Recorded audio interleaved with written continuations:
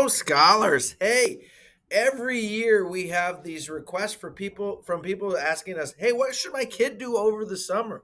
Well, there's a lot of things that you could do to enrich your summer. Go to a museum, go on a road trip, spend time volunteering, explore a neighborhood park.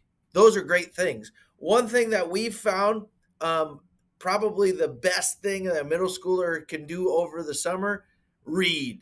If you can read, that'd be great, right? That really helps with critical thinking, with language skills, with just performance on pretty much everything academically. The more practice we get with reading, the more help it is, right? So we have a very special opportunity for you this summer that we're calling our summer reading enrichment because we can't think of any other name. But it's really cool, okay? And so we have tried a lot of different things over the years, and sometimes it falls flat, or sometimes it's too much work for the student, or we get limited feedback in the fall, and the teachers have a lot of extra paperwork. So we thought, hey, let's get together, let's come up with an idea that is kind of an independent study, right? But gives the students the support that they might need to accomplish it. And we think that this is going to be very beneficial for the students, but also the parents, as well as not be an additional strain on our teaching staff. So here it is. What are we doing? What are we doing? Well, I don't know if you know this, but we have an author on staff. Her name is Miss Jensen. Miss Jensen is our assessment coordinator now, but she used to be our sixth grade language arts teacher for years and years and years. Right now, believe it or not, Miss Jensen works for us one day a week, and then she goes to school at the University of Minnesota, and she's getting her doctorate.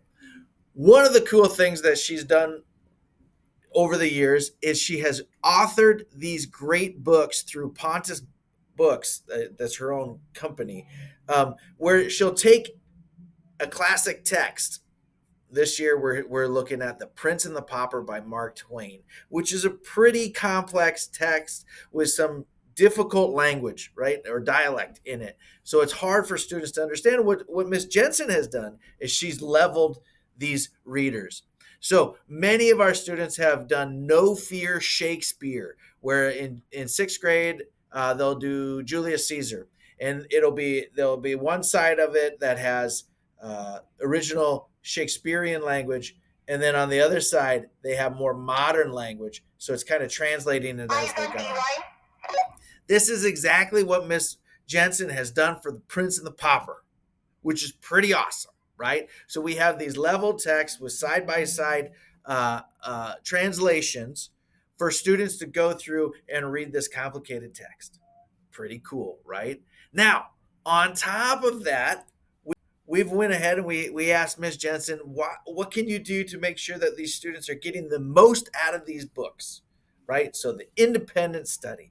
And she's created these wonderful reading guides and assessments to go along with it, so that as a parent, I can check along, is my kid getting what they're supposed to be getting, right? Now, everything's out there, the answer guides and all of that, right? So if this is not something you do and turn into the school, this is all independent study.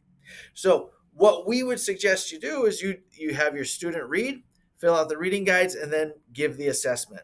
There are two ways to do the assessment. We have everything printed out and ready to go. If you want that, we can give you packets, and you can just take it all home, including these great abridged or translated texts, right? Side by side text.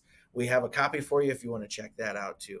And you can do everything on paper, and it can just be a family fun thing, and parents, you can grade it, or you can say to your child, hey, grade it yourself. Or if you have the opportunity and the technology at home, everything's been put on Google Classroom. So your child again can do everything on their own, and it will grade most of that for them. So you can, as a parent, you can see, hey, they're getting it, or hey, I need to slow down. I need to help them. I need to kind of help them with the comprehension. Maybe I need to read a couple chapters with them, okay, or the whole book. It'd be great. So with these two formats, remember that it's individualized based on the student's ability level and reading level. And so to start out, we have a pre-test that will tell you which version, because there are several versions that Miss Jensen has created that level the different books and cater it to the student's needs.